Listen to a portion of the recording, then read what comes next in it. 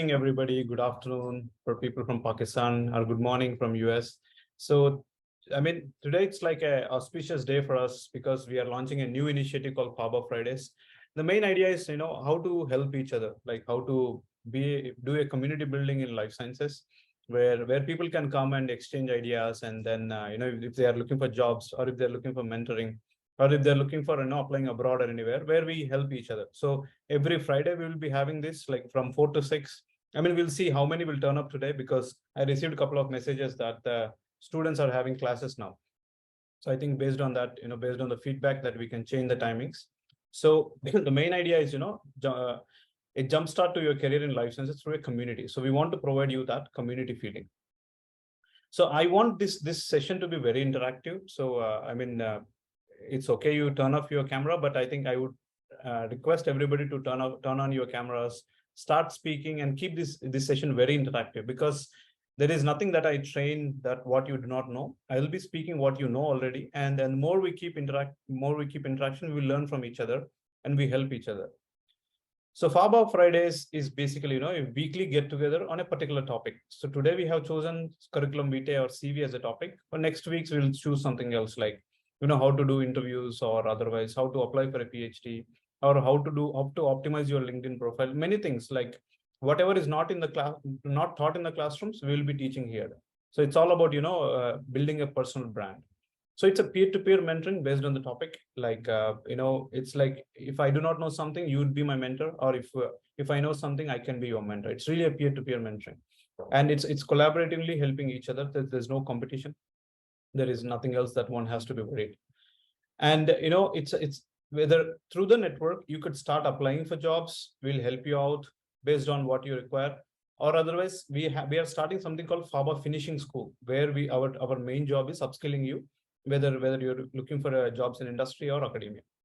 So a couple of ground rules that I want to set here is that, anybody who's coming to the show, be positive. Like, there is you can be critical a couple of points, especially when CVs are taught, because in a couple of countries it's different, couple of streams it is different.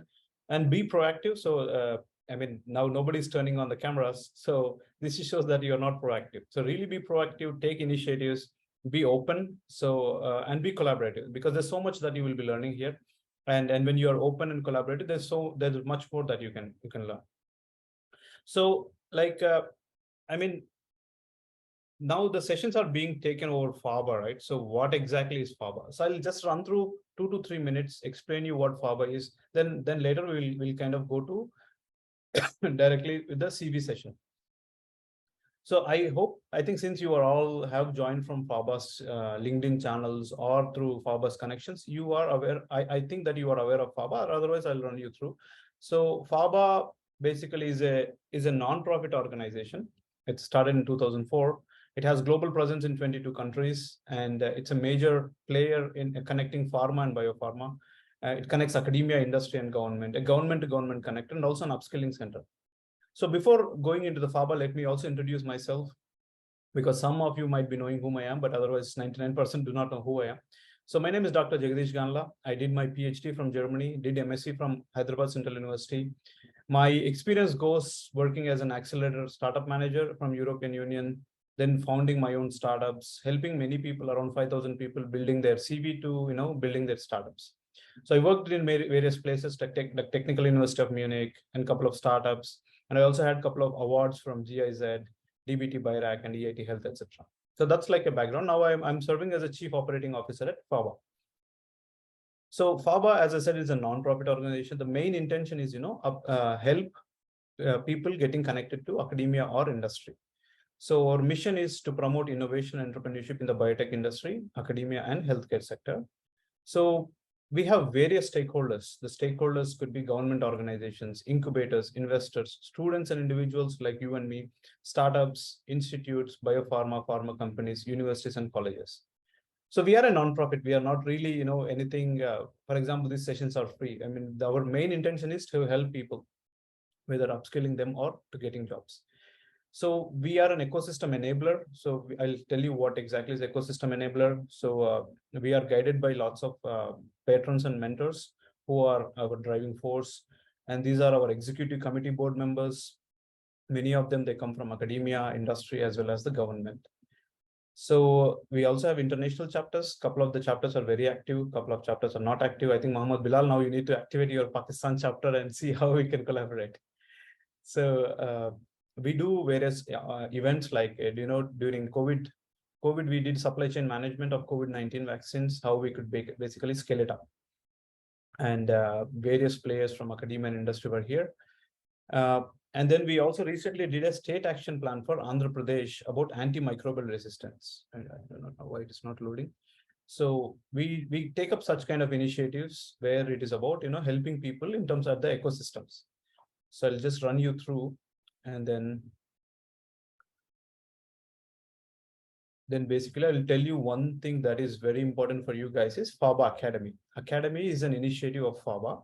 Apart from the FABA network, FABA Academy is all about upskilling students. So how we do it? It's a program launched in 2020 to bridge the gap between industry and academia by running workshops. We do various workshops, we do webinars, we do skill development programs, hands-on trainings, conferences, job placements, finishing schools, women empowerment in life sciences, and industry readiness programs. So this is, I think, one of the important elements that you need to figure out. So whatever doubts you have, whenever you feel stuck in career, FABA Academy is a place that you can come and get help. So it was launched in 2020. We did 38 webinars. We did 15 plus workshops on various things. Like, for example, drug discovery and development workshops, biologics and biosimilars, chromatography, biosafety, biosecurity, cyber biosecurity, and basic biochemistry and immunological techniques, as well as soft skills. So I think I'll just stop here about FABA, and then let's kind of keep this interactive. So now I would like to ask everybody, since you joined for the CV session, right? Like, what are your expectations? So what would you like to learn today? You can chat in the chat window, or otherwise you can open your microphone and talk.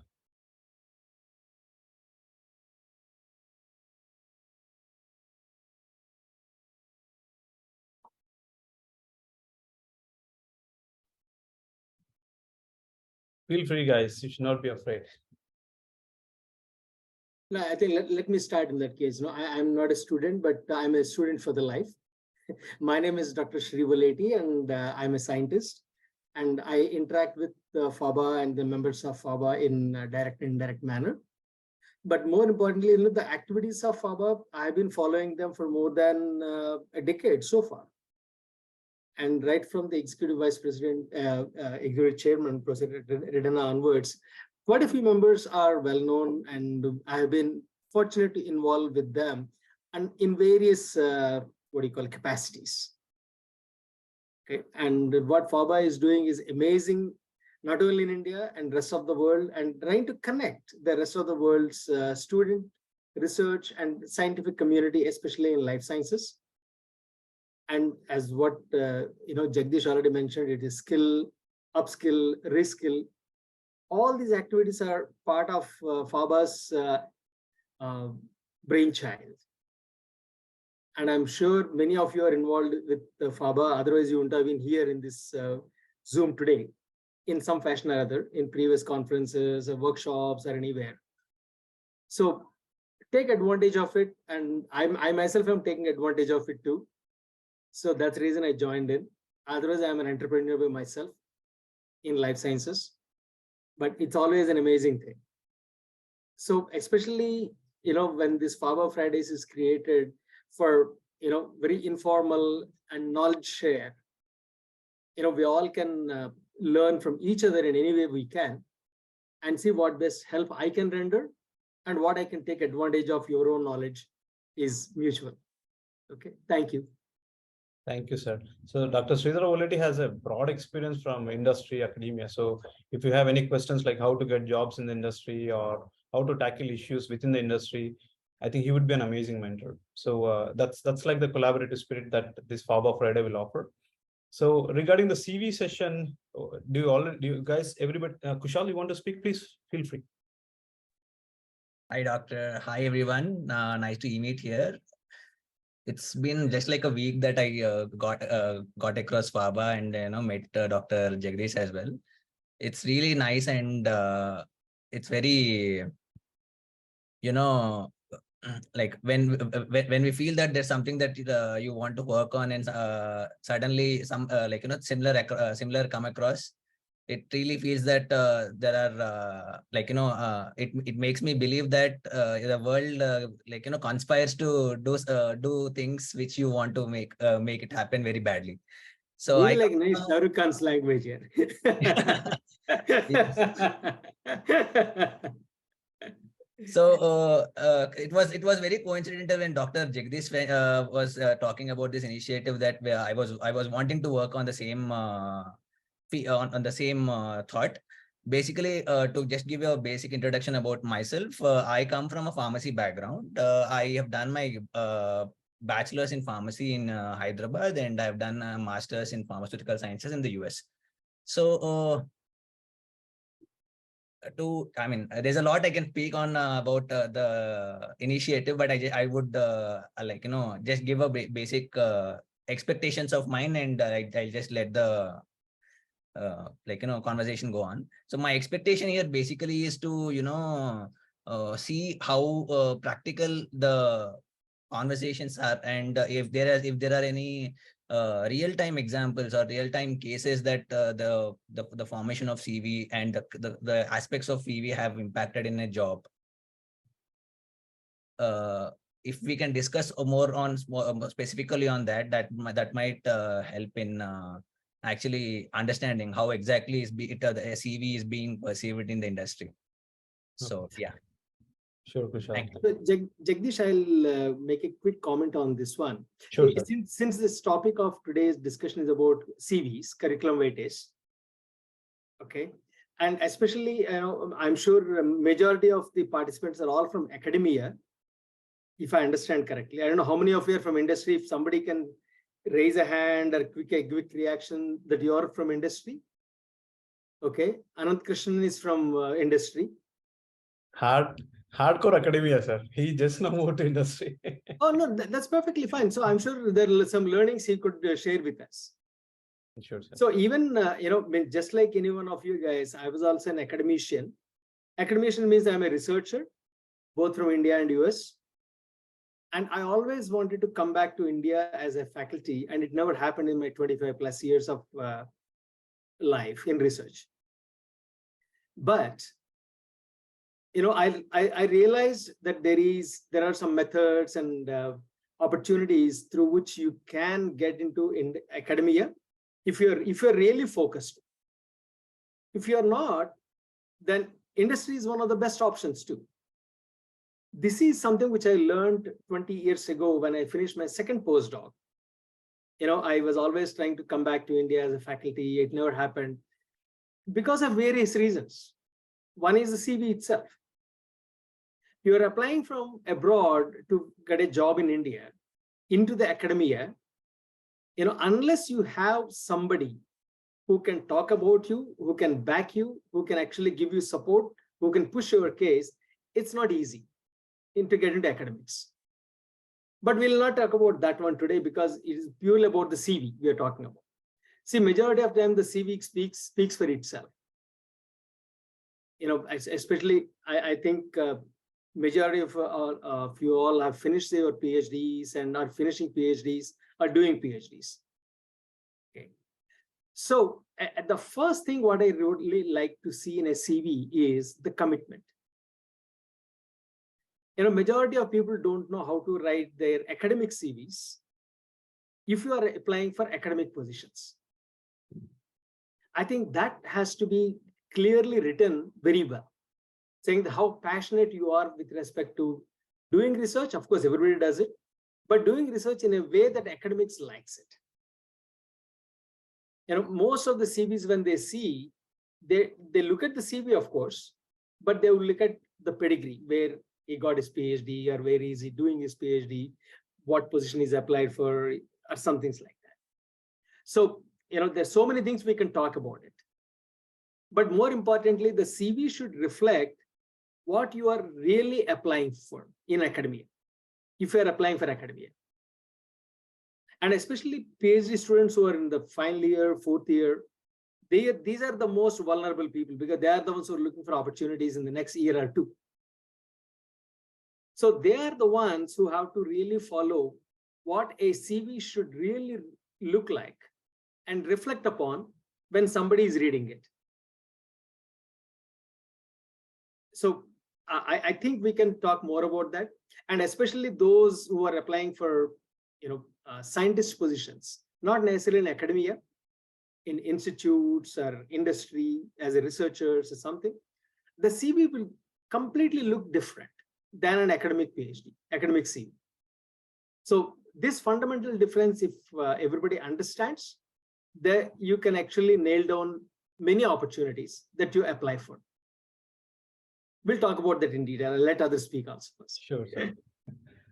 Anybody else wants to speak? And maybe Jagadish, you may want to put a time limit also, because sometimes we PhD researchers, we don't know when to stop. So you can be a time master on that. That's a beauty of this session, sir. I mean, I don't want to put anybody in pressure cooker. So it's like let it be as it flows. Whenever there is something to say. I do understand. Maybe I want to hear Anant Krishnan's feelings. Like, he just moved to industry, right? So Anant, you can give your own feel. How did you get into industry? Actually, I'm a hardcore academician, sir.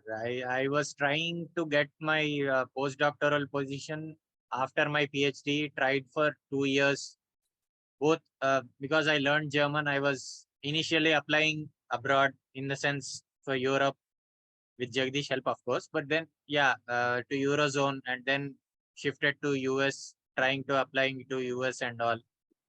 Then a lot of failures, in the sense. Then I last I think November or December, I met Dr. Suresh Yenugu, my mentor. So then he said, to get a postdoc, it goes purely through connections. If you apply to a normal advertisements, which I was doing, so they'll see, oh, does this guy has so and so number of high impact papers, which I didn't have. So from my PhD, there are some limitations that researchers go through, and a lot of other things. So advertised positions have their own. So then I thought of shifting to the industry. So I pinged some of my friends in LinkedIn. Again, this LinkedIn part played a very important role in my life. So how to write that and all, Jagadeesh helped me. After that, once I decided, okay, let me revamp my LinkedIn profile even more. So I saw a few of the profiles of seniors or friends or peers who are already settled in some place or whatever. So then I compared, okay, how my LinkedIn profile was looking as compared to theirs. So I just improved it, and the job came to me. I did not look for it. Now I'm a research manager in microbiome, the field that I love the most.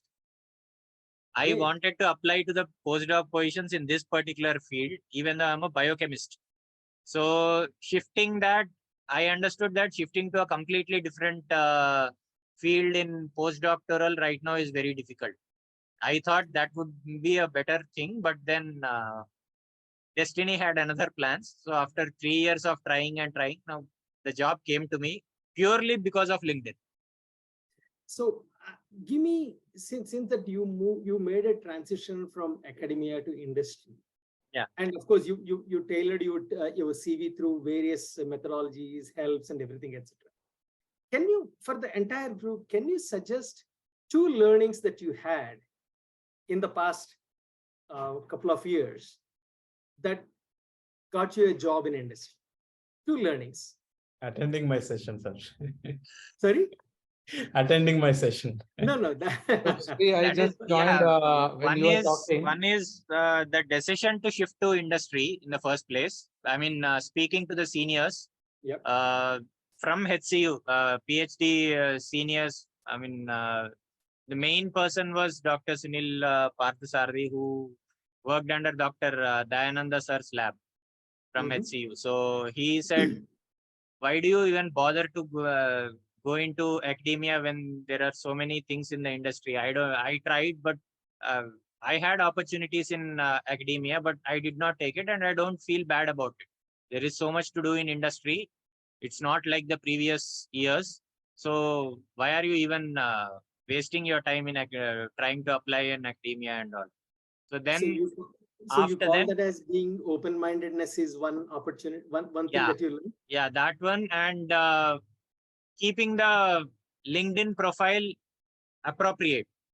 Okay. So that people who are searching for that particular whatever they want. So the person who wanted to recruit me, she saw exactly, because I am a scientific consultant in another startup. So that as a fecal microbiome transplant, so that particular part attracted her. Probably I did not ask her. So she is my mentor anyway. So she is like my elder sister now. But yeah, so that's what she picked, and she messaged me some 2:30 a.m. in the morning. I was awake. I don't know, because it's been what 3 years since I got my PhD, and where my life was heading, I was very confused. So when I saw the message and then replied that I am interested in that, and then interview with the founder, and they interviewed very high profile candidates, but then ultimately my research background helped. So everybody were bioinformatics guys. All the people who were, because if you are working on microbiome, most of the thing will be bioinformatics. But being a researcher, so that kind of thing is what they wanted there as a research manager there. So that the biochemical pathways and all the pathway level information, which I can bring in. I think Raghu sir is also the true hardcore industry. I was just I'm about sorry, I just joined at the last when she was talking. So I was just doing an interview of a candidate. Okay. So let me tell you, like Sri nailed it correctly. Like, okay, if you want to get into an academia, what you want, okay, connections, okay, that's the important one. So unfortunately or fortunately, even if you want to go for a postdoc, your guide's letter only speaks, right? And when you want to come to an academia, that's true. I'm not denying it. And it also depends upon what research and where you have done and all those things, who is your guide, everything. But when it comes to industry, let me tell you what we expect. We go through a resume like probably within about 2 to 5 minutes. That's it. We don't spend more than that. One is, what is your qualification? Second, like, what is the kind of research you have done, what I'm expecting. Okay.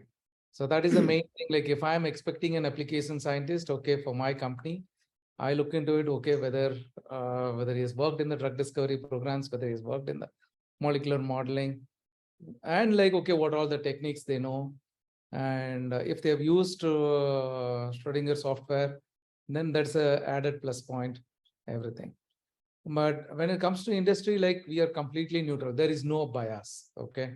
So even if somebody known to me comes in, they undergo the same process. Absolutely nowhere like, okay, you can influence anywhere, because we have our own process. Like, for example, today, like, a person came, like, okay, 10 people interviewed, all the 10 people will give a comment, because they will fill their own comments, which even the hiring manager also doesn't know. If there is a red flag coming in, let us imagine if there are 10, like, okay, one red flag coming in, it's okay. But if there are more red flags coming in, then we look into it. Okay, why, like, okay, somebody liked, why somebody don't like it. The other thing, what we also see when we are doing the interview, so what you know, put it in the resume. Don't add like, okay, I know this. And when we interview you, if you say like, okay, I don't know, like, okay, because in a commercial thing, we go completely technical. And when you don't know, like, okay, technically what you put it in the resume, and when we ask a question, if you don't know, you are like, okay, the opinion on you is completely gone. Even if you know a few things, put only that, be thorough in that, and look into it like, okay, what the organization, what's the job position the organization asked, how you are suitable for that. Highlight that point of it, because that's what we are looking into it when we are trying to hire. Because my requirements are this. So let's imagine I'm looking at somebody who is working on docking, dynamics, and free energy perturbation. Okay, whether you know something, whether if you have worked on something, or at least learn something on the theoretical part of it, what it is, and come to it. Because what we see quite often is, okay, they put everything, and when we interview, or they, oh no, I know, like, I forgot this, that. you're out. So Raghu, that's what like we okay, look in an industry point of it. Yes, Sri. can I think for all those who do not know Raghu Rangaswamy he is the India's head for Schrodinger, a scientific software company that does molecular modeling. And of course, several other aspects of it too, molecular modeling of chemistry, biology, and material science. I knew him for more than 20 plus years. He has been a great help for me all through. In any way I can ask for him, he'll never say no to me so far. Thank you, Raghu. But Raghu, I wanted to ask you, this is for all the rest of the audience who are either doing PhDs or masters or something. What do you, as an industry person, coming from industry for over 20 plus years, what is the basic difference that you see in a size of a CV? You want academic CVs are very heavier, like 4 pages, 5 pages. Sometimes it will be. Actually, shall I run through the presentation first, because most of them will be covered in the presentation. Oh, And is there a presentation? I didn't know that. Oh, yes. sorry. No, Oh, okay. I have a good presentation. I think I train around 5,000 to 6,000 individuals with this presentation. So we'll run before through you it. make the presentation, I love to do this, but since I asked the question, I don't want Raghu to wait for all the next. Sure, let us go through the presentation. If he covers, I will say yes. My answer is done. Sure, sir. No, but anyway, in a nutshell, you can just explain in a nutshell what we look into it, Sri, is, see, first of all, like what I many times what I feel, see, as a parent, I see, we look at very, very carefully when we want to put our children in LKG, UKG. Okay. And even when they come to the bachelor's, but after that, nobody bothers. But what we look into it, what is the last degree you did? If it's a master's or PhD or whatever, whether you've done something relevant to what the industry is working on. That's where many lacuna comes. And what are the others? Even though you have done on something, okay. So if you have repeated the same thing, industry always like ahead of what academia is, right? So what the industry is doing, academia is far below. So whether you have gone and enhanced that skill, that's what matters a lot. See, if I take my examples, I'm a pharmacy guy. I did my master's in pharmacy, but how I did my thing is I see like, okay, when I do it, when I did my M.Pharm in biotech, I asked like, okay, what is the next course coming up? In 1998, I was looking into it. At the time, is the human genome sequencing is going on. Bioinformatics is going to be the next upcoming technology. So I went into it. When I searched where they are offering, it's only 2 places. So I went and did it. Even before I completed my course, I got a job in Biocon. And even in Biocon, within 6 months, I was pulled in DSQ Biotech. And within again 6 months, I was pulled in Tata Elxsi. So it is like, and again, I thought like, okay, is bioinformatics enough? What is the next? Then the computational drug design. That is where like, okay, you know your gene. What is next? It is, you have to go for identifying the protein and the drug discovery. So you have to update your skills. So that is the entire thing academia cannot teach. So where you can go and learn, update those today, like now Coursera and all those things. If you don't know, like for example, today data analytics, AI, machine learning is always a buzzword. Or if you know some programming, that's a buzzword, right? You can just go and do some course in Coursera. You can put your skills in the resume.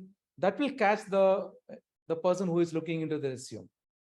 So that's the way I would suggest, like mainly what we look into it. Okay, what is a job profile? What a company is looking into. See, if you go and look into Schrodinger careers page, we are going to hire another 150 people now in next 1 year. We have already hired about 70 people this year. So there are so many different kind of job opportunities are coming up. But you have to look in, there is always a JD we give it. So how you will fit into the JD? And again, like you may fit into even 5 JDs. Don't apply to all the 5. Apply to like, okay, 1 or 2, like what you are more suitable, what as per the JD. So then like, okay, the person who is looking into it, it should be like attractive to call you for an interview. And be well prepared. What like, okay, the goal, prepare, like say, there are many people I look into it, like when they come for a interview here, they look into my LinkedIn profile, what are the publications I've done, like everything. They prepare like that much. They're smart enough. Okay, even they go and see like, okay, if there is a Facebook or any profile, okay, what this guy is working on, what is his interest. So all those things. So that's where like, okay, you create a rapport and bring in. So so prepare well, like that is another thing. Put like what it is in the resume. And of course, Jagdish prepared the presentation well enough, so we should go with that. Yeah, no, the information what you shared is gold, sir. I mean, it's fantastic. I think it's coming from the person who is doing it, right? So I think The everybody. other thing, what I would suggest is to all these youngsters, so create your own blog spot, your own blog. Put whatever it is, your passion, your whatever your interest, your hobby, everything. Particularly when you are applying abroad, so that will value a lot, because in India, like, okay, we look into it only on the academia. But when you go for like an abroad anywhere, they look into what are the kind of extracurricular activities you have. Because it's not just the resume, like, okay, even though resume is there, like, okay, if you put like somewhere, you today, like, okay, you put like LinkedIn, but like if you have one blog of yours, that will also add more value. Excellent, sir. Excellent. Yeah, go ahead, Jagdish. I don't want to. Sure, sir. No, it's fantastic, sir. Thank you for sharing. So, I mean, I'll run through the presentation. Most of the things will be clear to you. So whoever have CVs, you can correct it, or otherwise whoever doesn't have it, you can start preparing it. So today what we will do basically is that, we hear a lot of the times CV or resume. So we'll understand what is the difference between both, exploring the elements of CV, showing some examples of CV resume. I will show mine, and also I'll show resume of Elon Musk, which was created by a private company, some do's and don'ts. And also I'll try to talk. What is the message? Yeah. Okay. So I'll also tell a little bit of networking, the importance of networking in this world, and few tips and tricks how to do networking. So one thing that I want to tell before is that, the mindset of making CVs. So which is very, very important in my view is that, most of us, we do CVs in a hurry. I do not know why we do it in a hurry, but actually, this is our own life story. Like it's our own professional life story, where if you look at in this picture, this guy is like carving out a beautiful sculpture from his own, from the mud. So it's like CV is like filtering out all the like nonsense that we have and putting whatever the best we have done in our career and putting it in our document. So the mindset has to be like this, like I need to show my best in my document. So this is what is the mindset that is required. And if you look at broad meaning of what is a CV and why it evolved and everything. So the CV, curriculum vitae, is a Latin term meaning course of life. Like, it's like your biodata, where you document everything, whether it could be print or online. So previously we used to do printing and we used to send them, but now most of the time you send it in PDF. And it's a documentation of your awards, honors, publications, universities, etc. And usually the CV, academic CVs are quite broad. I have seen even 25-page CV. But the thing is, I would really request everybody not go more than 12 pages in academia. Even that itself is big.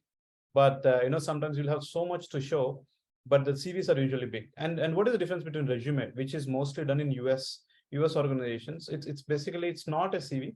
It's a very short one. It's history and work experiences and brief summary of your skills and education. It's a single page. So usually CV is like multiple pages, and CV is like, resume is like one, and couple of people say it's also 2 pages. So in short, resume is a short one. So content is all inclusive summary of skills, experiences, and education. And purpose, why do you need a resume? Is to get an interview or employment. And the CV, again, the difference is as long as it takes, so the length.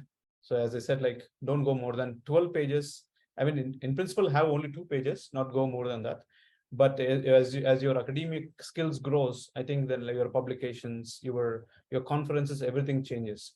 And the content is, area specific listing of education and academic background. And the purpose of the CV is, promotion, tenure, applying for jobs, grants, specialist positions, awards, etc. Because not only for jobs, your CV will be, based on the requirement, you will be keep on adding it, whether you apply for grants, there people like to see what you have done so far. So, but one thing that I also want to share is that everybody will have a different CV. You don't need to take up somebody's model and need to copy it. Like, one size doesn't fit all. So you could basically challenge yourself and make your own specific CV. So why do you need CV at all? What is the purpose of a CV or a resume? Because now we are talking about it. I mean, Anant also clearly said that he got job through LinkedIn, not through CV. Sorry. So why do you need a CV at all? To basically inform the employer about your education, work experience, skills, capabilities, accolades, and interests. So this is why you need a CV, because they do not know who you are, and that's why you need to show them in a different format. So it's basically to sell yourself. So you need to sell yourself and then persuade the employer to invite you for an interview, because the CV is the first step that they look at it. Once they identify you are the potential candidate, they will at least invite you for an interview. So it's a documented proof that you show that to show that you are the right fit. So that's why you need a CV. And when to use a CV or resume? So this is one type of doubt everybody will have.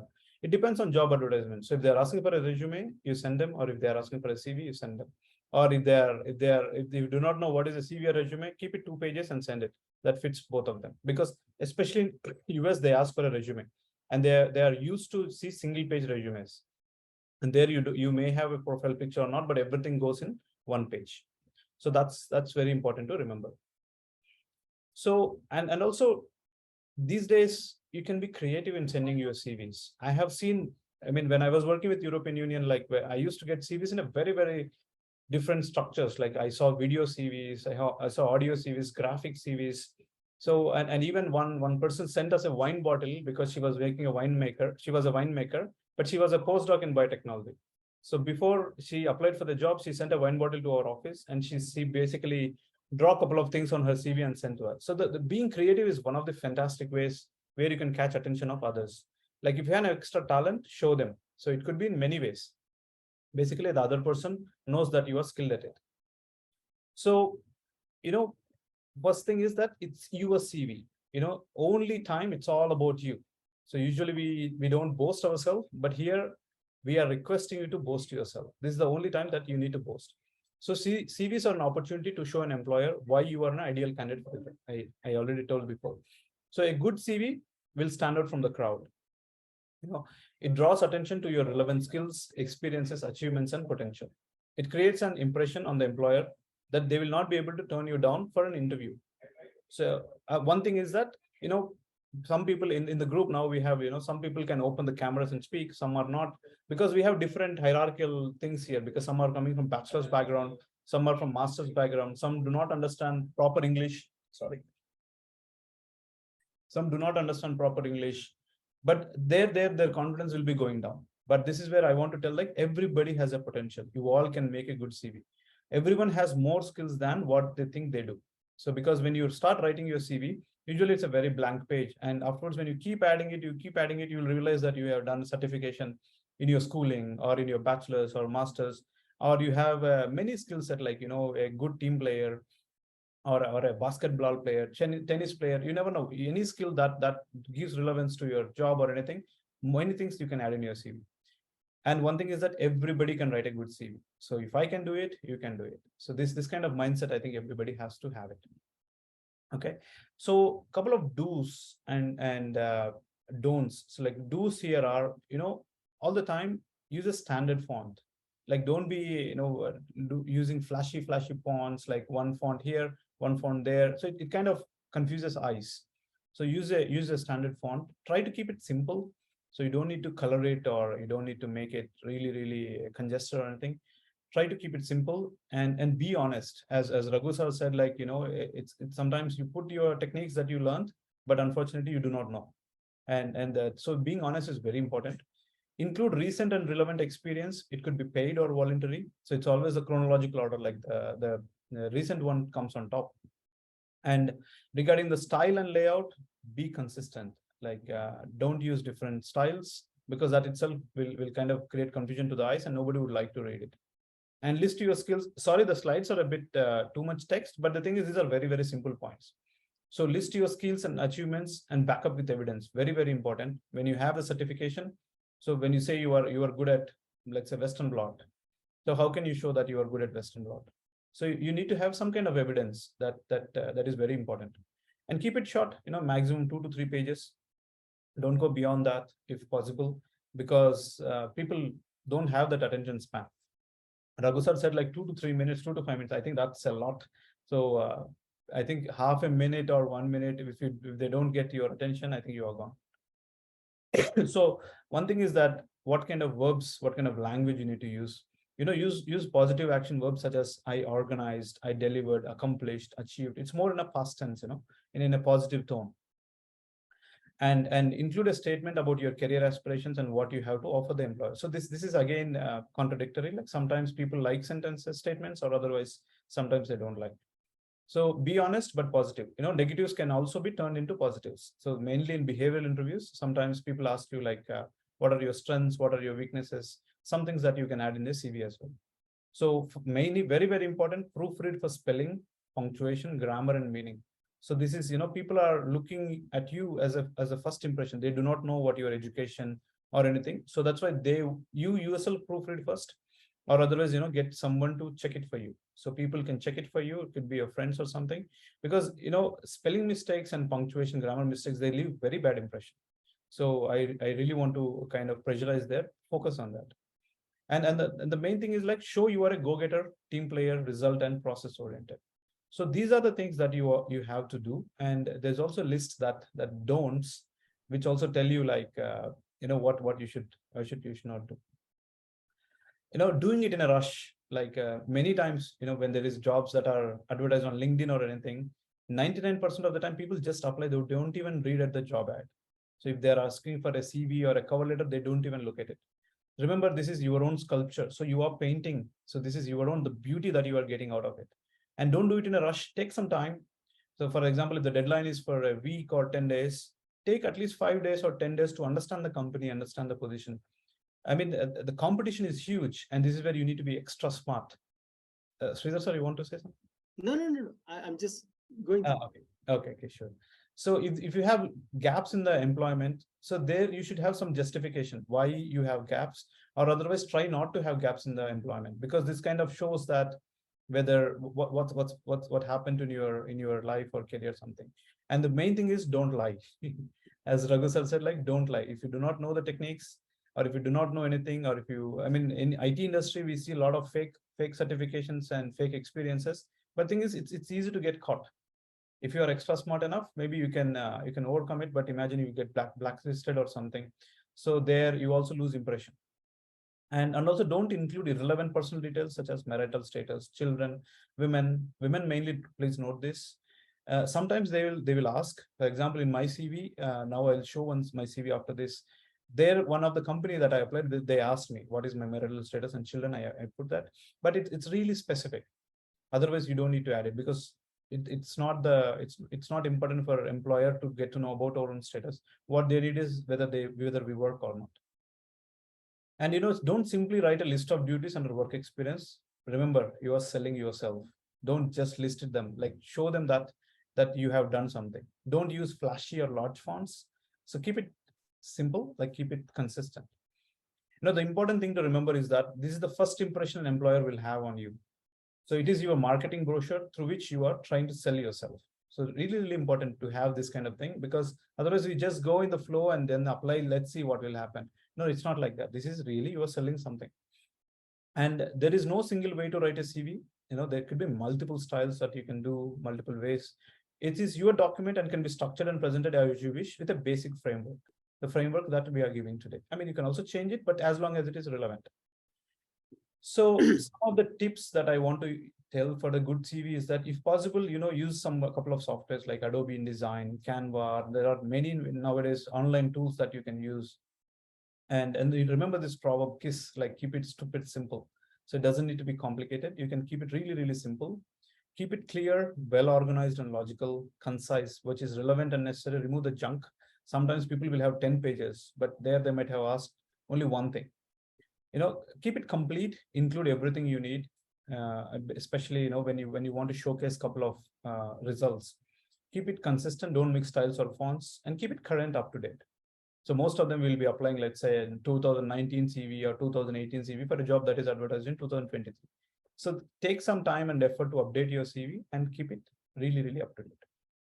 So, like, what should be on a CV? I think now we are actually entering into the proper content. What should be in a CV? Like, start with the contact information, which is, your full name, your permanent mailing address. So that the word permanent is important, because sometimes you will be changing your addresses. So have permanent, an email address that won't expire, and also the phone numbers, because especially when you are working in a company and trying to move a different company, imagine you are fired today and your email also gets blocked. So that's where you need to have an email that won't expire. Example, your Gmail ID or Yahoo ID or something. And if you are in abroad, nationality and visa status are very, very important, because some companies and some institutes, they don't like to work with your visa status and everything. So this is kind of, you need to put on top of your visa, where if, let's say you have permanent residence or a blue card or a green card. So you put there so that they know whether they need to sponsor your visa or not. So after these things on the top, then starts with education or sometimes experience. So this can go, if you are applying for jobs, usually experience comes first, or otherwise, or if you are applying for sometimes masters, these guys like usually education. Actually, experience comes first all the time, then education. So you can mix and match here. Honors and awards showing that you are the best. Publications and presentations, extracurricular and volunteer experience, certifications and licensure, professional affiliations, professional activities, research, added qualifications. So these are the vague, very broad terms that I have given, but these all things can go in your CV. Okay. And how do you present your CV? Like presentation of your CV. The first visual presentation of your CV is very important. For standard CVs, use plain white A4 paper. Even when you send it online, use A4. Don't use other styles like A3 or A5. And check for spelling mistakes. Very, very important. Use bullet points and bold font, but in moderation. So wherever is necessary. Formatting, make sure it's consistent. Font is like 10 to 12, depending on the font style. Use clear font, that is like Arial, Calibri, that we use for day-to-day purposes.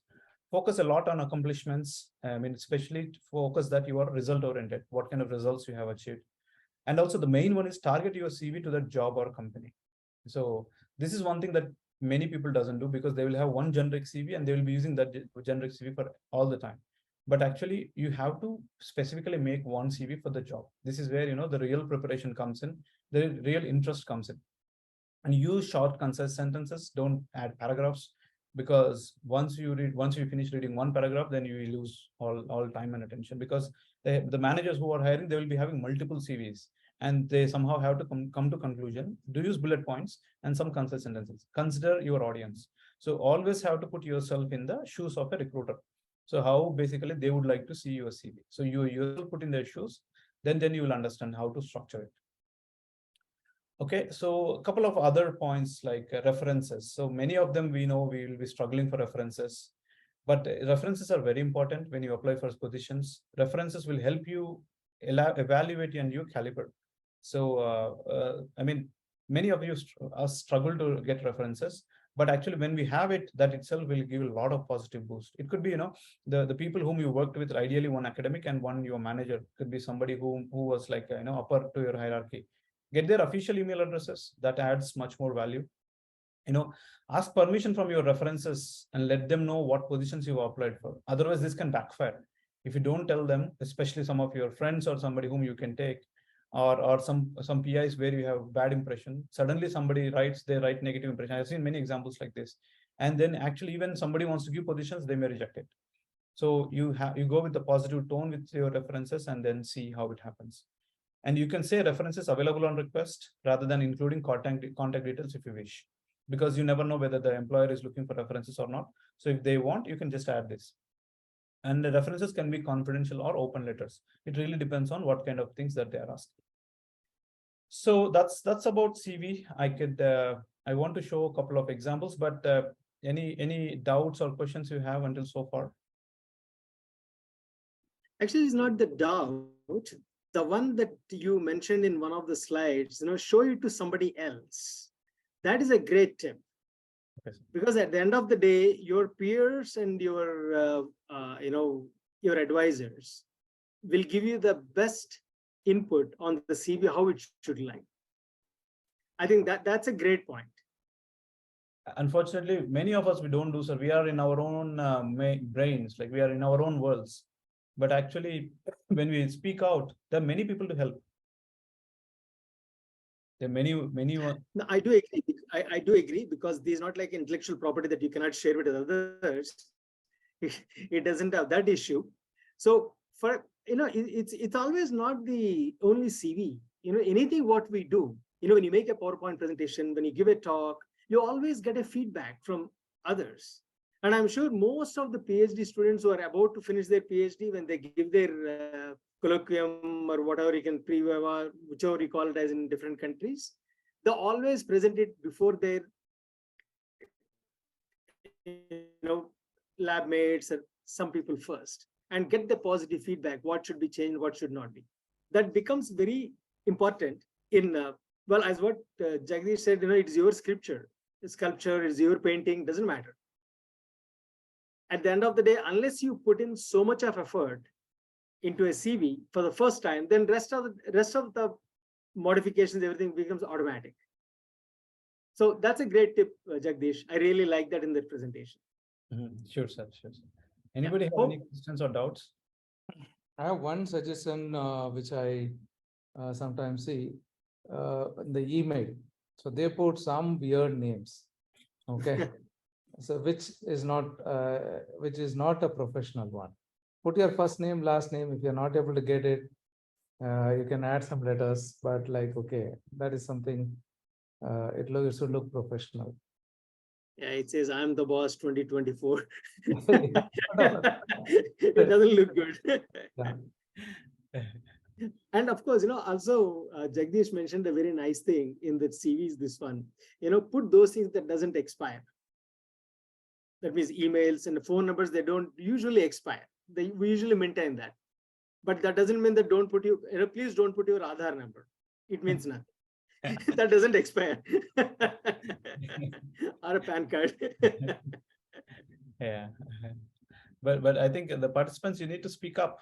So this is a networking session. Actually, the 2 points that Jagadeesh mentioned are very important. That one point is continuously repeated in that. That is the consistency. So I'm lucky enough in my PhD in that sense that my boss had taught me to be while writing my thesis.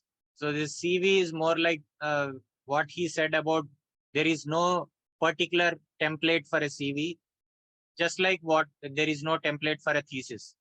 N number of people will write in a different way the thesis. You cannot just replicate. I tried doing that, then my co-boss just literally scolded me like anything. That's when I understood, okay, there are many ways of doing it. So what your lab does, that is an example I'm giving.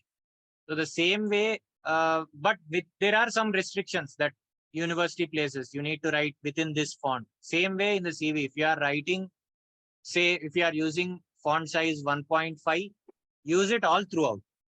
At one place, if you use 1.5 and space of 2, someplace else there is no space at all, that will confuse people.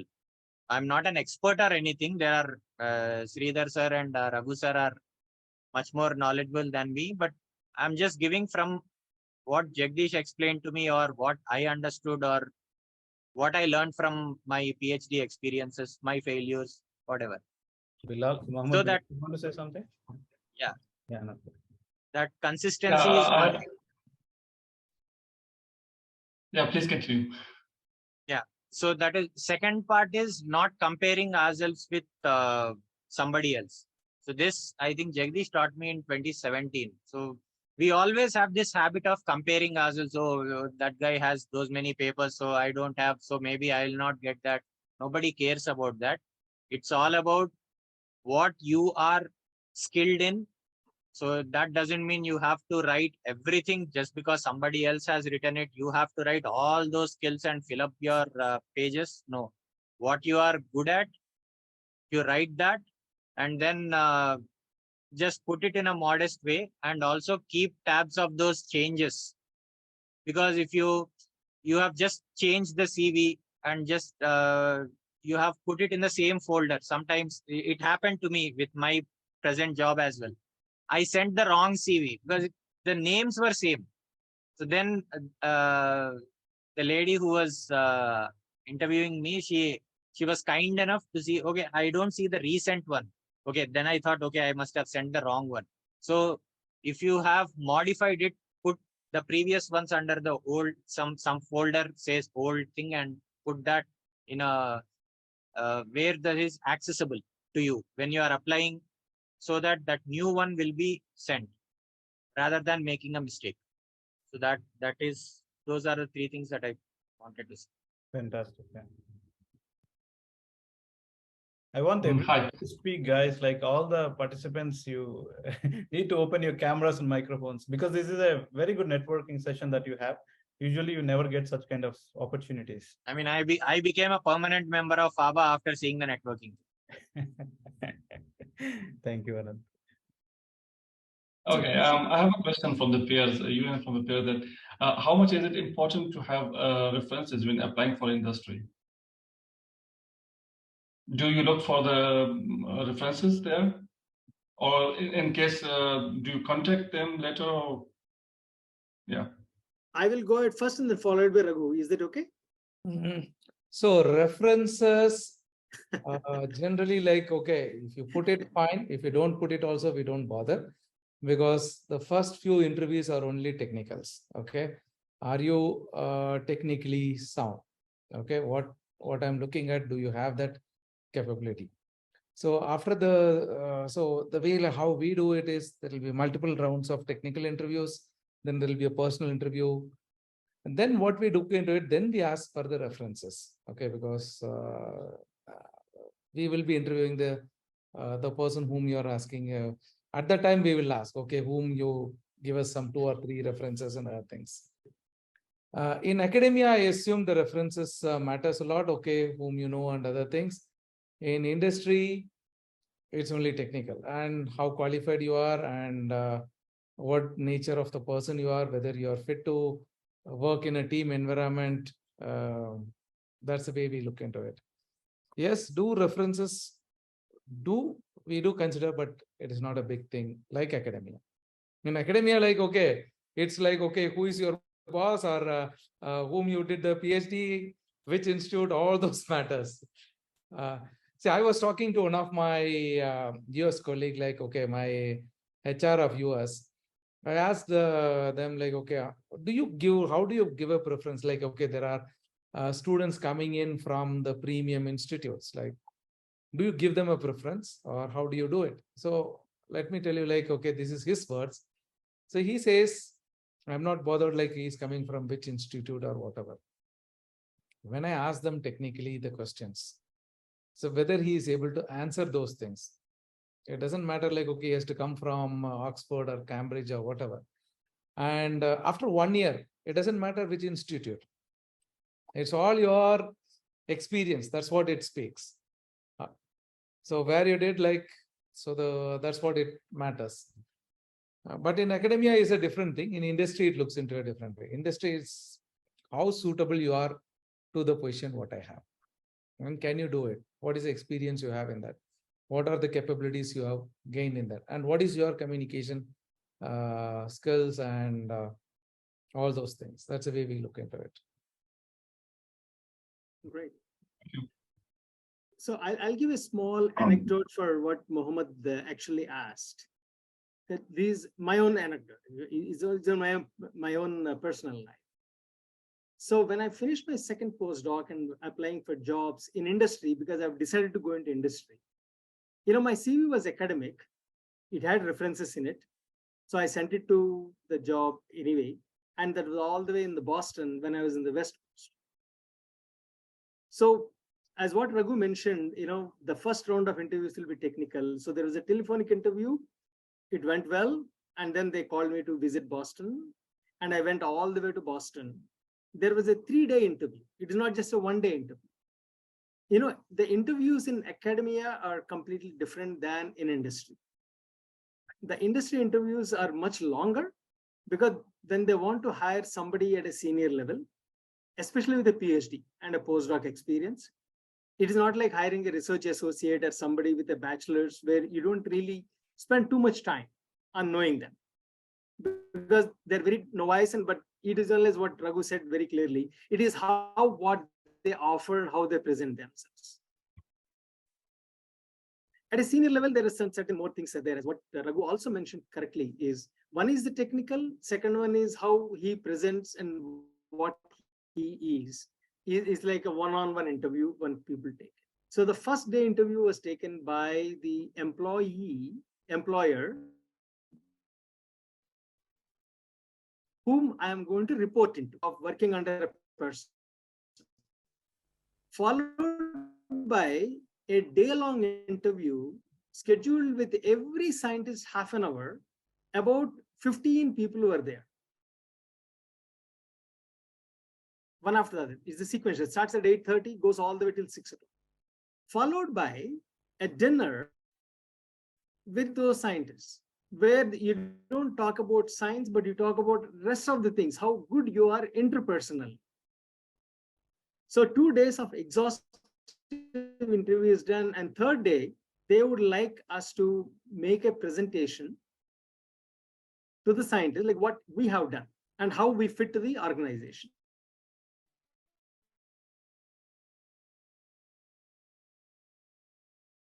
And in that technical, if making you interact with the vice presidents or somebody else, etc.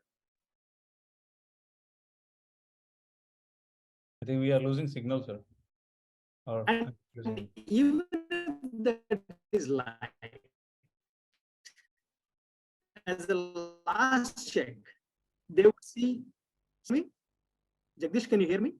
yes, sir. Now we can hear you. Yeah. Okay, I don't know.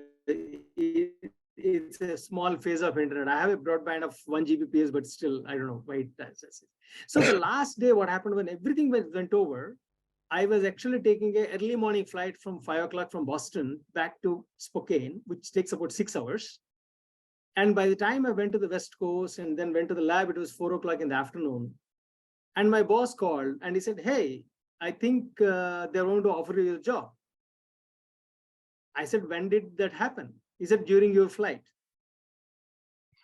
So there is a very good possibility that the industry also looks into references. If everything looks so good, they don't want to eliminate a possibility of rejecting you if you don't do well from your references also. So there is a very good possibility. So, but not necessarily everything, but it happens only at a senior level, not at the younger level.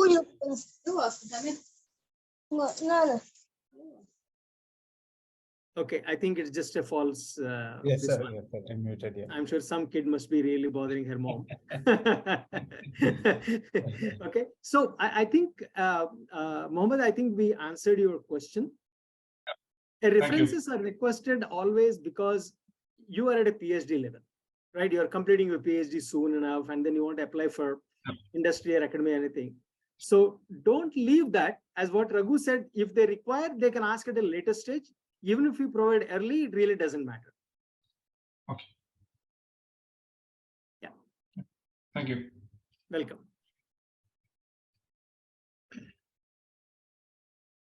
Anybody else? I really want everyone to speak, guys. Like otherwise, Kushal, yeah, please. There's no need to raise hand. Just go ahead. No, Kushal had a query. He typed in the chat box, and I replied back to that. But hopefully, maybe Jagdish, you can give a better answer to what I gave. Okay. So I It's just about- give on a premise of what exactly I wanted to ask. So when I used to apply, like during my masters, I used to apply majorly for a junior level or a mid senior level jobs.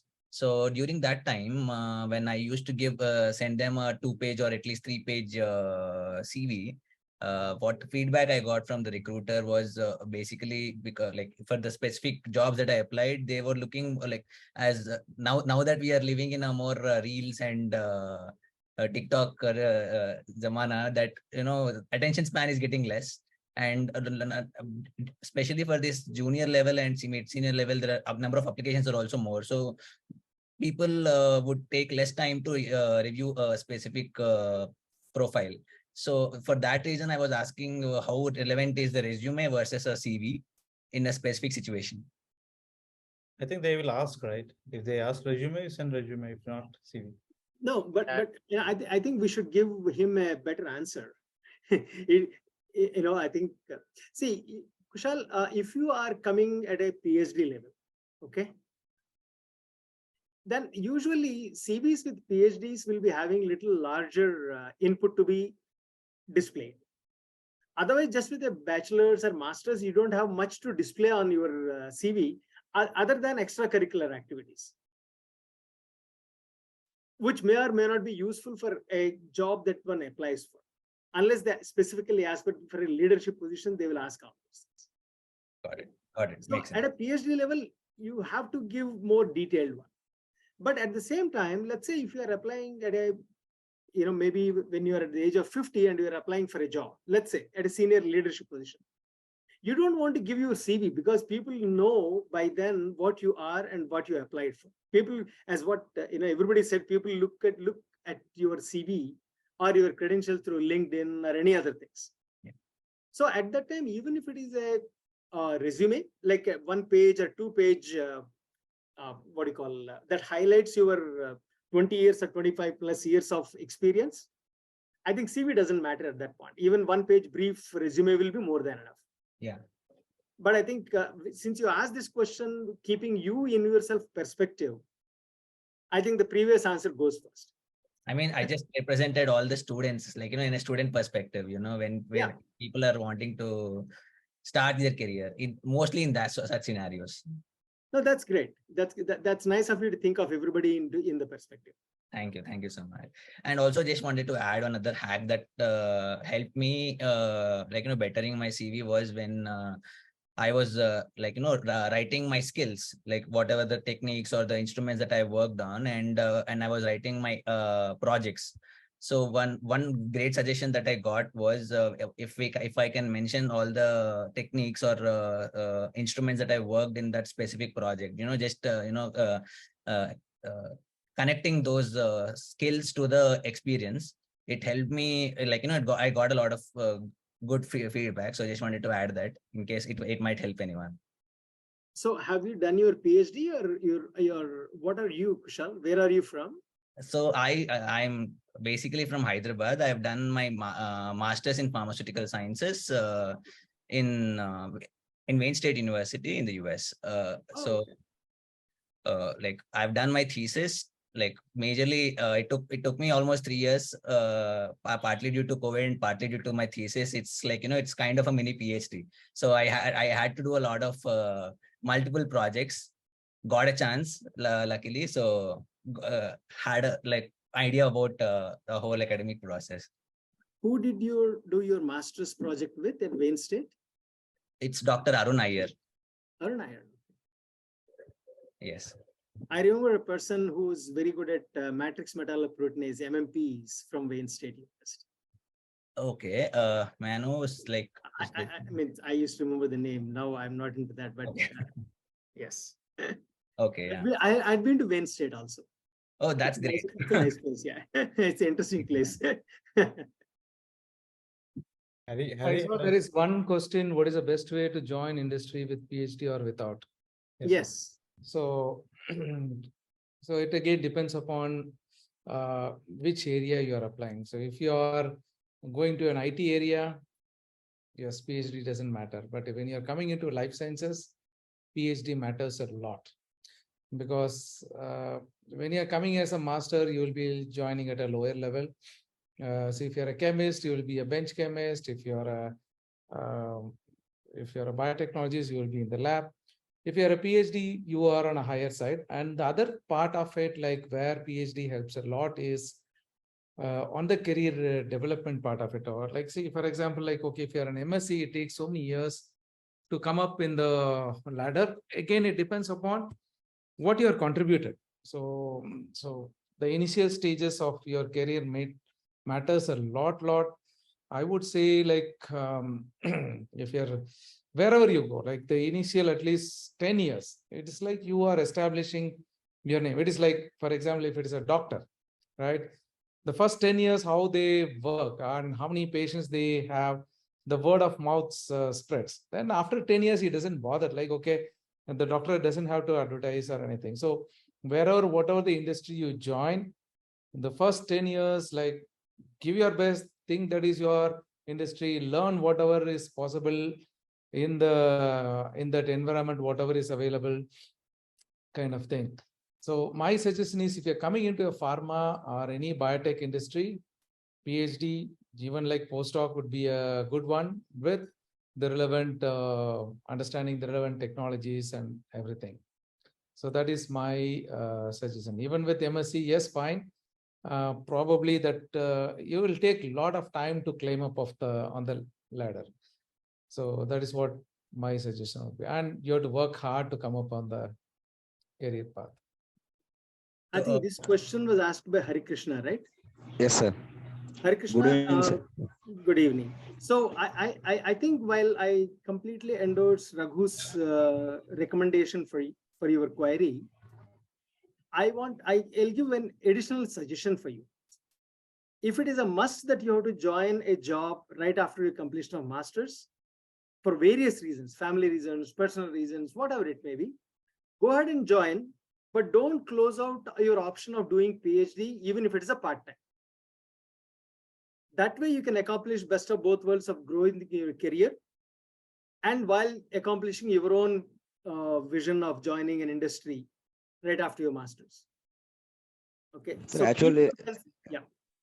So actually what happened with me is like I completed my MSc in biotechnology from institutes, from best institutes in India. I think RGCV, Rajiv Gandhi Center for Biotechnology, Thiruvananthapuram. So during the time, everyone planned in my institute, everyone planned, like my friends, everyone planned to do PhD. But what I thought was, like at finally, everyone need to run a family with a good economic or something. So what I thought was at that time, it was better to join a industry with my MSc. So during when they completed their PhD, I will get at least 5 years of experience. So it would be better to set in the industry. But after joining industry, I joined in February 3rd in one of the pharma company in Hyderabad itself. But during the course of these 3 months, I am not satisfied with myself. So what I studied in my academics and what I am doing here.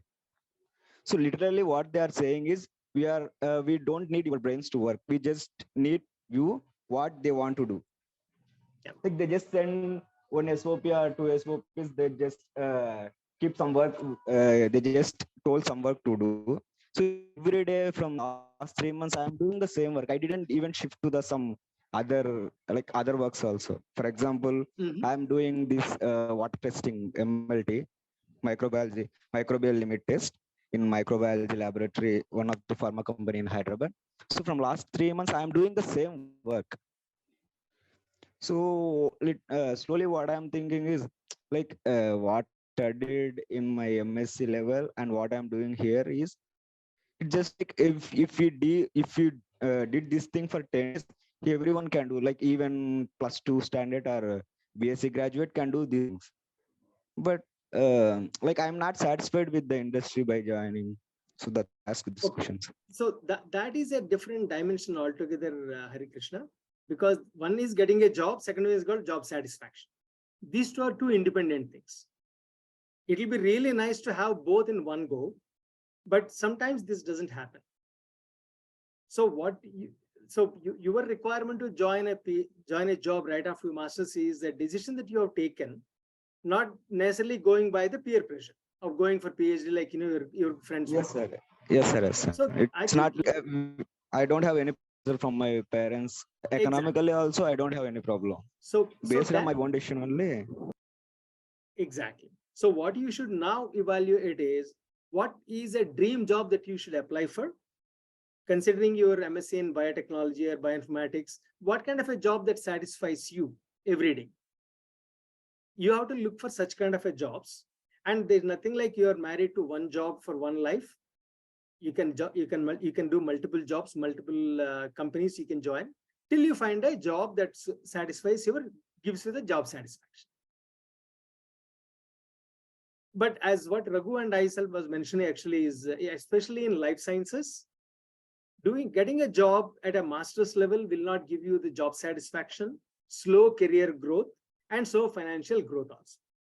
But at a PhD level, you will definitely get much higher job and much higher responsibility to deal with. And you will not do a mundane job. People will not take PhDs and postdocs to do a mundane job like what you are doing. Okay, so you have to understand that. and for which a PhD will always be helpful. But no harm done. If you Sir, and land in a also, job that like, if you land in a job that you like it, since you have done only masters, find a way that you can do your PhD alternatively. okay, sir. Let me tell Sir, you, sir, and also, what happens is always understand what you study in academia, what you come and do in industry is totally different. Academia and industry are far apart. Okay. Because the academia doesn't teach what the industry like, okay, if there is a cell phone, every 6 months, there is something new coming in, right? In the last probably like 10, 15 years, you have seen like the development of a cell phone, right? How many things it has replaced or whatever kind of thing. And how many of chapters has been changed in your syllabus in the last 20 years? Go and look into it. Being in a pharmacy graduate, I am also a pharmacy graduate. I literally blast even the Pharmacy Council of India. Okay, where have you changed your syllabus? Have you incorporated anything what is happening in the latest technologies? Have you incorporated in your syllabus? Absolutely no. Even your master's thesis, you're not doing anything innovative, right? You might be doing something, your guide will be knowing something. He's an expert only in one, like, okay, your predecessor might have done something, you might be changing something different thing, and you will be doing the same thing. Where is the innovation coming in? So if you want to survive today, you have to update on what is the latest. It is not only just your books. Learn the journals, the articles, whatever it is coming in, how you can be an expert. What is the next technology coming up? You should not be, when you are completing a master's, you are one in a lakh or whatever the resume coming into me, right? What is your uniqueness? If I see like, okay, if there is a BE resume coming in, everybody is same, right? And the other thing, like what I also tell all this younger generation is, when you're doing your project, please give utmost important. If there is an industry project, if you can go and do in an industry, try hook or crook and go and get into an industry. Don't just like sit in your own campus and okay, whatever it is there, you do it. You are not seeing the other side of the world. You are still in the cocoon, like, okay, where in the same lake you're swimming. You have to get into a bigger sea, right? So if you are in Hyderabad and if you go to Delhi, you will see different. Or if you go abroad, like you go to Dubai or US, you see like the environment is itself different. So if you can get a chance to work in an industry, have that thing. And as I was telling masters, see, you are a master, like, okay, we need like in an industry, there is something like a low level job, there is something like a high level job. So when you come with a master, I don't suggest anybody to go and like look for a job unless like, okay, you are financially, you must and should need, because even today's PhDs, they give you like, you get like what, 37, 40,000, right? I assume. I don't think even in industry pays that. So 3 years, just blindly go and do your thing and complete it in a thing. Don't think like, okay, oh, I'll go and take an industry experience and then I go and do it. You will divert your attention.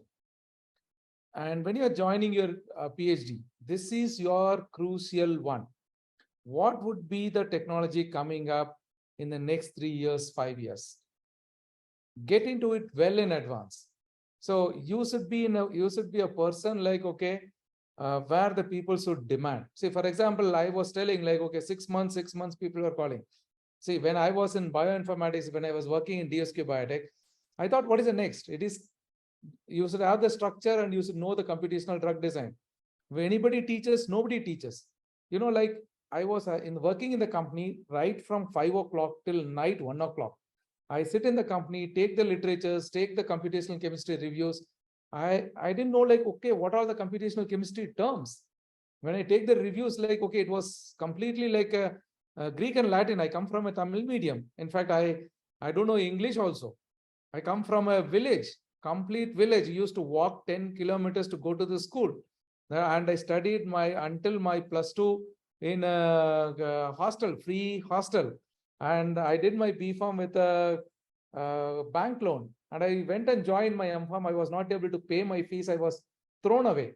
I went and worked. But again, I went and joined my M.Pharm. And I used to work in the evening. So that's the way I came. But like, okay, But I used to have one habit. I go and sit and read, okay, what is this next coming up? What is the next technology? How can I equip myself? So when I was working in the DSQ Biotech, like, okay, I learned myself, like, okay, what is a computational drug? I did myself the projects on computational drug design. I went and presented on what are the projects I was doing. So when the Tata Elxsi was looking into it, like, okay, they were looking for somebody who knows on computational drug design. I'm telling in way back in 2001, not now. And the guy was calling me, HR was calling me continuously. At one point of time, I got bugged off. I was getting a salary of 12,000 rupees. He asked, like, since he was bugging, like, okay, he asked, what salary you want? You know, somebody will tell today, if you're changing an industry, 20%, 30%. I told 700%. The guy told, come. I was shocked. Are you joking? He told, come. Directly the MD took the interview and he told, Raghu, you are appointed. Don't leave this fellow. When I joined DISHA, I was putting my resume sitting in Bombay airport, getting into the flight. I got a call, they looked into the resume. They called me in 10 minutes. Don't get into the flight, come back to Hyderabad. We will pay you everything, because you are like, okay, you should be capable of learning what is there. Your syllabus, your project, nothing gives you the thing. You have to put your extra effort to learn. And what is next? If there's data analysis, do it.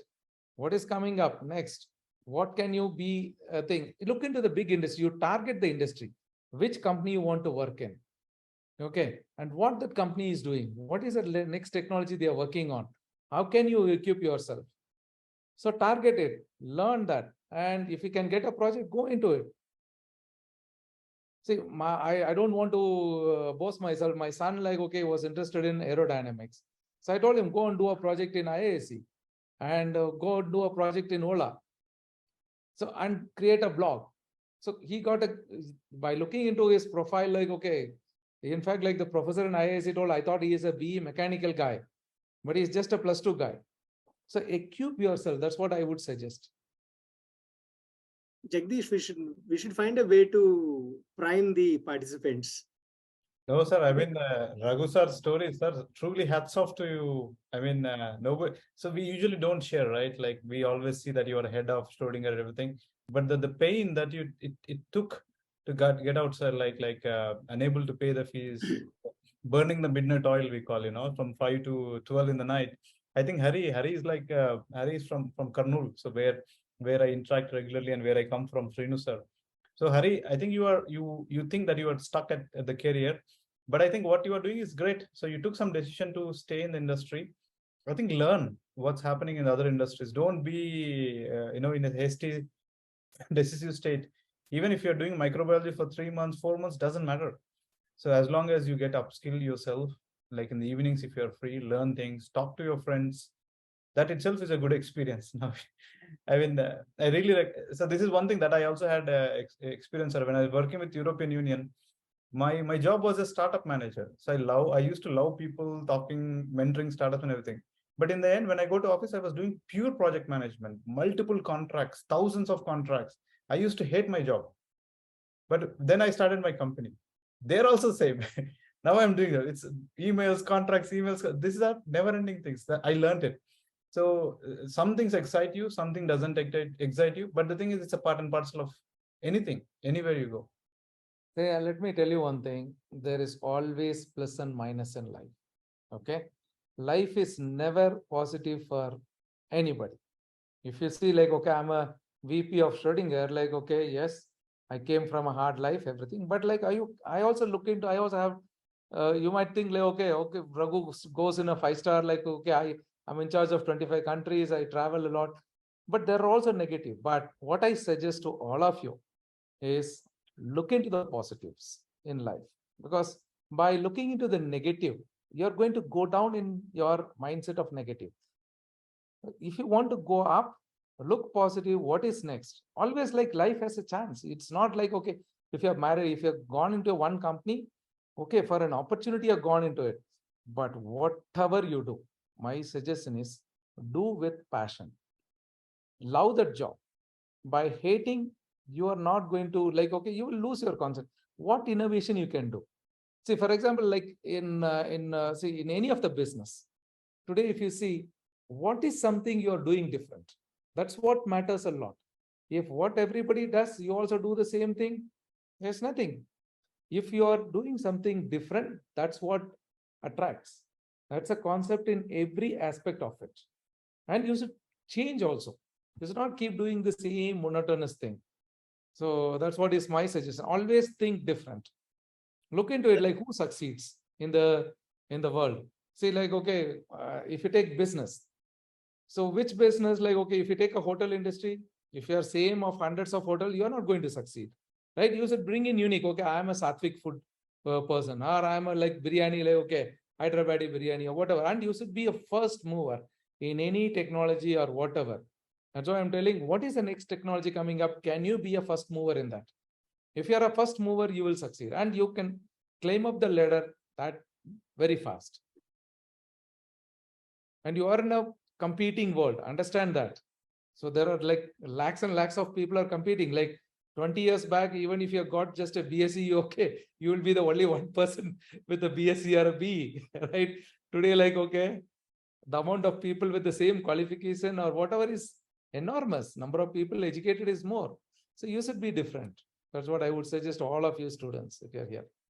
Yeah. If I can say from my experience, see, from when we were Jagadeesh would conquer, when we were doing our MSc, everybody were interested to do PhD on either cancer biology or neurobiology. These are the only two buzzwords. They thought the world is between cancer biology and neurobiology. All the 26 people who are there, all looking at us, are juniors.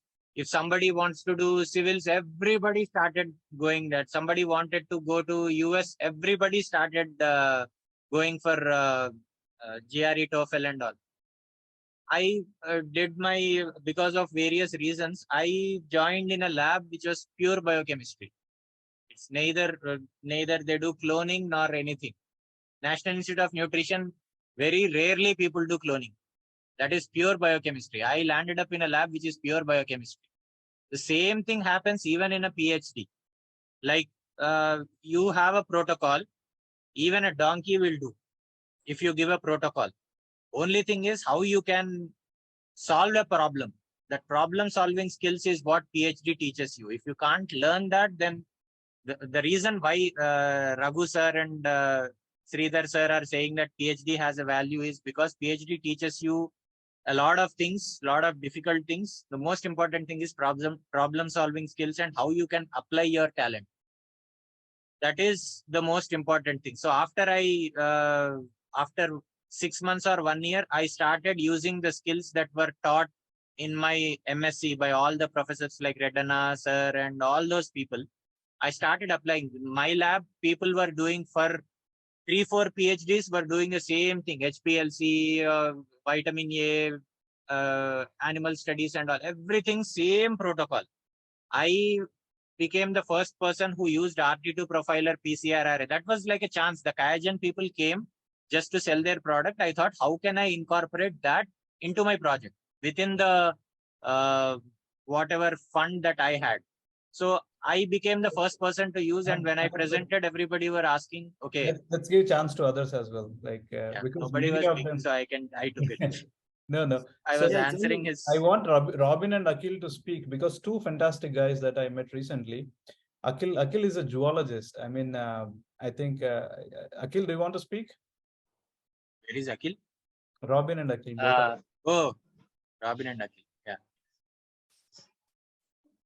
Good evening, sir. Hi, Akhil. Good evening. Yeah. Hello, everyone. My name is Akhil, and I met Jagadeesh sir recently, like 2-3 weeks, and like he has been like inspiring me to go ahead with your qualification. What you want to do, Akhil? Yeah. Yeah. So I am a. Yes, sir. No. One of the fantastic guys who knows in and out of zoology, sir. Like he knows if he sees the bird flying, like why is it going here? It was supposed to be in Jammu and Kashmir now. So I think I told exactly the same thing what you said, like document your evidence, like write blogs, put it on LinkedIn and everything. But maybe Akhil and Robin, you just speak something, and then if you have any doubts, get clarified. Yes, sir. So I'm a master's.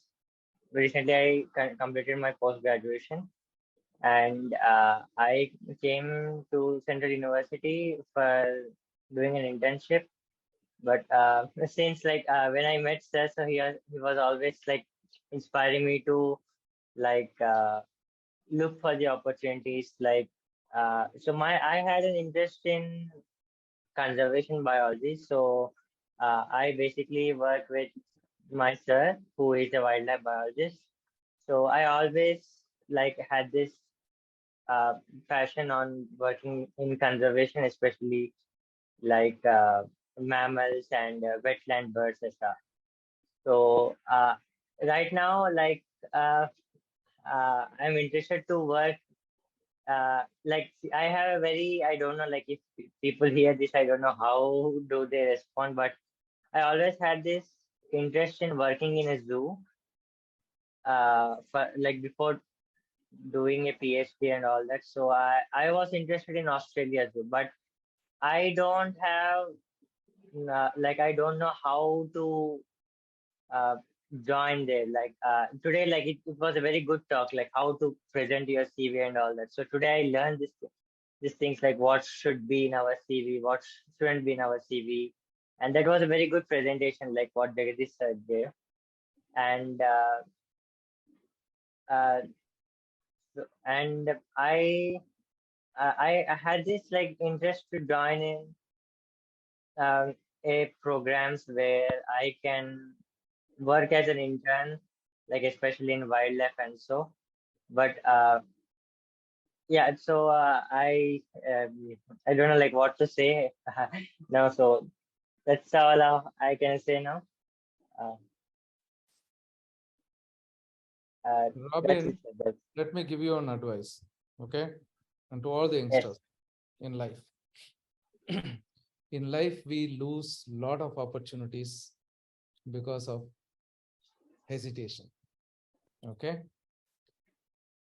Let me tell you, like today, for me, everybody, see, like life teaches in education, you read the book, then you go and write the exam. Life gives you the exam, makes you to read, understand. That's the reality of life. When you get hit, then only you will realize like, okay, you will learn a lesson. So one thing is like if what you wanted to do, if you want to go and work in a zoo or whatever, wherever the intern, where you want to do, go and approach them. Okay. When you go and approach anybody, they'll first say no. Let me tell you one example. I'll tell you where today, even like for me, when I in between, like I was about to start a medical shop. So I know one of the doctor who was my pediatrician right from young age. I know her. She was like my mom. It was my hesitation. Like, okay, she had a shop. She was a roaring practitioner, but I was hesitant. Okay, how can I go and ask her? Then somebody came and kept a shop. Then I thought like, okay, I should have asked. Then I openly told her, ma'am, doctor, I was about to ask you, but it was he told, Raghu, what? You are my patient, right? I seen you like right from childhood, right? Okay, why can't you ask me? Oh, ma'am, I felt somehow. Then, you know, like that hit me so badly. In the same road, I was searching for a shop. Like, okay, he was a Muslim. Like, okay, I went and asked him first. He told like he was a rich fellow. He told, why should I give you? Go. Second time, I told you last time itself not to come. No, sir, I won't hear. Third time, he told like, are you mad? Fourth time, if you come next time, I'll beat you. Fifth time, Arey yaar, what you do? You have brains or not? Like I told you, like I'm going to kick you out. Sir, until you say yes, I'm going to come. 7 times I went. 7th time he told, how can I give you a medical shop here? I told like, okay, you have a shed here. If you just open the wall of it, I can keep a shutter and make a medical shop. So It worked. After that, let me tell you very openly, there were so many girls who came and proposed, I rejected. At a stage, I had to go and propose somebody, even like I never hesitated. I went and told, okay, I like you. Okay, we can be a friend and like, okay, we can date and like, if you like, okay, we'll marry. I went to that extent. The reason why I tell you is, if you want to ask something, what is the worst thing is going to happen? They will say no. They're not going to kill you, right? Whatever you want to achieve, put your effort, put your step boldly, consistently. Okay, then only like, okay, you can achieve. Like we have seen like, okay, this guy came for 18 times to conquer a temple to get the gold, right? Why should he come for 18 times, right? So if you keep putting your effort, you will always succeed, whatever the thing. If you see like, okay, you want to go and work in a zoo or whatever the company you wanted to do, whatever the lab you want to go and work, put your efforts. It will definitely help you to succeed one or the other day. That is like I would tell the younger generation, be strong enough, do whatever. You're not going and doing a crime. It's something you want to come up in the, see, when we see like, even like, you have to do a multiple follow-ups. In the industry, like, okay, somebody sends a resume. Okay, sir, I sent a resume. Okay, we will look into it. We might have forgotten. If you follow 2 times, 3 times, I've sent it like, have you looked into it? Okay, this guy is interested. We like the follow-ups. Anybody will like the follow-up. Imagine you yourself are there. If a child is coming and asking you, give me a chocolate 3 times. Okay, you're coming and asking, okay, take this. So that follow-up, like, it always matters a lot. So whatever you want to do, see have an aim, like, okay, look into it, what the future looks. Okay, how you can be present there, what you should do to be present there. Then take your steps. Go ahead. Okay, all the best to all of you. I don't like it's a lot of time, Jagdeesh. Sure, sir. Yeah. I want everybody to open the mics and speak, because this is one thing that I have seen in my life, or I like, is that somebody who are proactive, somebody who are daring, then they get things done. It could be anything simple, like opening a camera and microphone itself is a big thing for today. So Dhanilakshmi, Asha, Priyanka, Nimita, my own team, Divya, Farhan, Shahma. Hi, Sharma sir. Good. I think. Hi. Yeah. Hi, Bilal. Yeah, I would like to share about a platform. Maybe most of you know this. It's a Europass, where you can learn and it's a help in career. It also, if you have a profile in it, so you can just have a profile, and they have different formats where you can just click and you will get a CV or a cover letter. So I'm sharing the website, and please go there, and then you can have very good CV. You don't have to do much, just need a profile. Great, guys. Then I don't see any questions or any comments. So I would like to thank everybody for joining. So there's a link that Mohammed Bilal has given. Please, take this and preserve these links, because this is the knowledge that you get only in forums like this. Otherwise, everybody are in an isolated islands where we will be reinventing our own wheel. That it could be for doing a PhD or a job. Everybody are in our own world. But in forums like this, you have to open and speak. You will get a lot of content, a lot of connections. So that itself will set your career. Anyway, thank you everybody for joining. So today we kicked off something really amazing event. Hello, Dhanilakshmi. Hi. So we kicked off some. Hello. You want to speak? Sorry, anything? I couldn't speak in between because I'm having a kid and I was making her to sleep. Yeah. So, So I am recently shifted to Aschaffenburg, Germany.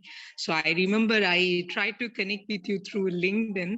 So in the year I got your reference from Dr. Mohit Dubey, who is the CEO of Atal Incubation Center, MIT Art Design and Technology University. So I am associated with MIT since 2011, and I am currently an associate professor there in the Department of Computer Science and Engineering. So since my husband is working with embedded firmware development, and he's client is a German, so that's why I am shifted here, currently independent visa. And recently in the year 2022, I have completed my PhD in biomedical signal processing.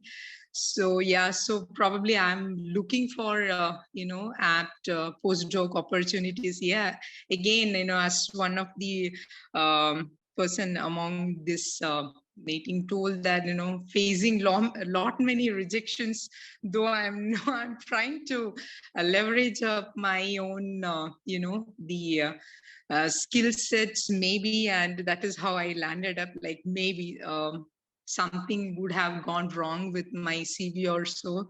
Yeah, so I happen to learn few or get some insights what maybe probably gone wrong in my CV. So let's hope. Yeah, thank you. Thank you. There's one event happening in June, Dhanalakshmi. It's called Eurostempiers in Heidelberg. Okay. If you go there, you'll get a job.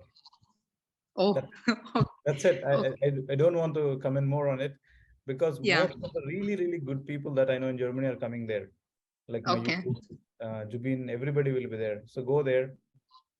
Okay. It's called Eurostempiers. Let me find you the link. Yeah, Maybe, sure. Bilal, I think you also should go there. Okay, thanks. Sure, because you will learn a lot. Yeah. Let me give you the event link. Yes, please. Oh, it's happening today and tomorrow. Oh, I'm sorry, I'm late.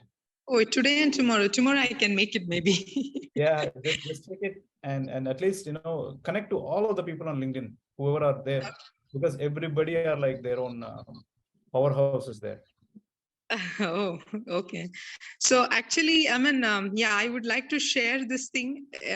At the initial phase of my search, I was little bit, introvert. I mean, before posting a message, I used to think a lot. Initial phase, again, it would take me maybe a couple of days before I draft a message. Now, like, no, what is the harm? And again, asking for any probable, opportunities, nothing harm. And so, yeah, so I'm trying to connect with as many people I could. But yeah, but then again, yes, let's see. Thank you. Great, everybody. So I think we'll wind up here. If there are any questions, you can write to me. I think you all have my email address that I sent Zoom link to you, or otherwise there's also a WhatsApp group that we created. Please join, because the whole FABA Academy is all about building this life science community, and we do it through FABA memberships, but it doesn't matter. So FABA memberships, whether you take or not, we are here to uplift you. We are here to empower you. We'll get you whatever you desire in career, not other things. Bye everyone. Thanks for joining, sir. Raghu sir, big kudos to you. Thanks for joining. You made Thank you, Jagadeesh. You're doing a great job.